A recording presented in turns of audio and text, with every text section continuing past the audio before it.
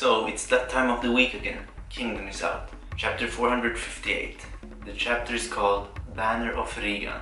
Who the fuck is Regan? We'll find out, I guess. Oh, it's that big guy with that eye tattoo, you know, the ring around his left eye. The battlefield on the left, which had seen a fierce battle under the command of Raido on the first day. Yeah, Raido was his name. Had now changed into a completely different shape on the second day of battle. A staring match between both sides with dense forests sandwiched between them. And the location of the standoff happened to be perpendicular to the central hill.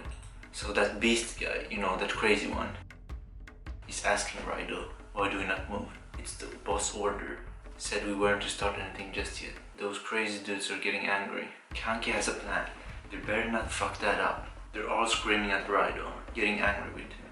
And then that big dude said, Raido, Kanki, what is he thinking? Why is he speaking like that? Okay, and then Raido answers. He's thinking.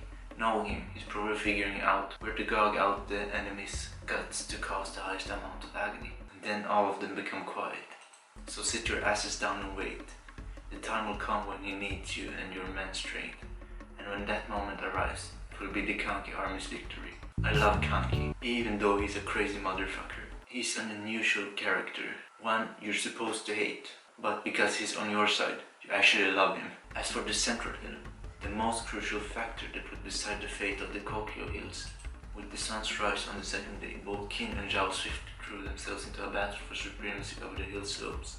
Okay, so now we see all the commanders and their armies attack. So the real war has begun. The battle for the left half of the hill will take place under King Mo and Maran.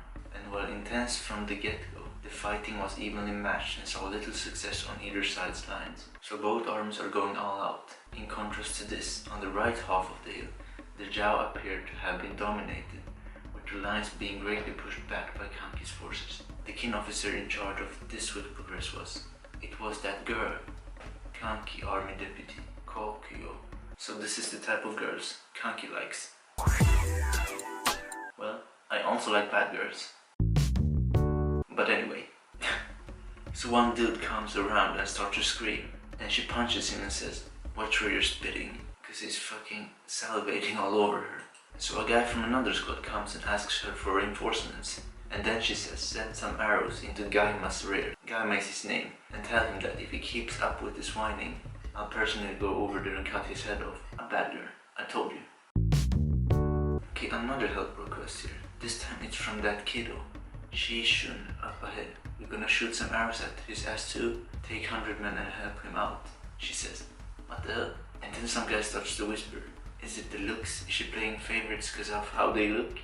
Yeah, that's gotta be it. She's always been really harsh on ugly folk. I guess their heads will fly on the next page. No, they got spared. Okay, so now we see the Zhao forces. They're panicking because their commanders are getting slaughtered. And one of them thinks, what a terrifying opponent. It's almost as if they can see right through us. The way they're avoiding encountering us. Their tactics is also so unorthodox that you can't predict what's going to happen. How could a bunch of bandits be this good at warfare? Kanki, even though he's a beast, I think he's still a bit underestimated. And now we're back with the king forces with that woman. Ma'am, I've got news from the forest below. From down there. The Hisshin unit on the right wing managed to break through the Zhao lines. The lookout says he saw them pushing pretty far into the forest towards us. Hisshin. She looks shocked. And then she thinks, well, I can't say I was expecting very much out of them, but they actually managed to beat back one of the enemy's main divisions without even needing our help. Looks like I can finally stop worrying about what's happening below us, in which case, all that's left is to push all the way to the enemy commander and slaughter him. So they're moving towards the commander, and then something rings, and all of them stop and look shocked, and a flag rises. That is probably the Zhao forces, and that guy on the horse is one of their commanders. That is Kisui. Okay, so the morale is boosted. Okay, she's smart, she realized that. And she's telling them to abort the attack, the wind has changed, now hurry and go. And Kanki is alone, thinking about strategies. What do we have here, he says.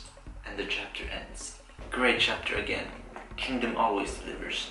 As usual, 9 out of 10 for this chapter. It really was enjoyable. We got away from the Hisshin unit for a bit and got to see what's happening on the other side of the battle. But anyway, that was everything for this time. Have a nice day. Bye.